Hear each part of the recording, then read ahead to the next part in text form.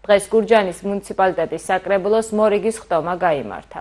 დეპუტატებმა შეზღუდული შესაძლებლობის მქონე პირთა უფლებების დაცვის სამოქმედო გეგმა დაამტკიცეს და ასევე მხარი დაუჭირეს დეპუტატებისთვის ანაზღაურების გაზრდის საკითხს. გურჯაანის მუნიციპალიტეტის საკრებულოს შესაბამის დადგენილებაში დღეს განხორციელდა ცვლილება რიგითი დეპუტატების ანაზღაურება გარდა თანამდებობის პირებისა დღეის მდგომარეობით შეადგენდა 750 ლარს.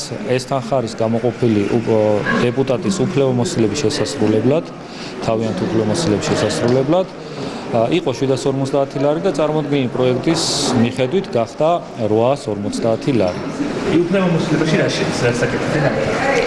უფლებამოსილებაში შედის მოსახლეობასთან შეხვედრა, სოფელში გადაადგილება, როდესაც პროექტები მიმდინარეობს, იმ პროექტების მონიტორინგი, ყურადღება, ასევე თუ სოფელში რამე სხვა ისეთი პროექტი მიმდინარეობს, სოფლის მეურნეობა არის თუ რა არის იმ ხალხთან დახვედრა და აი ძირითადად გადაადგილების ხარჯები და მოსახლეობასთან შეხვედრის ხარჯები.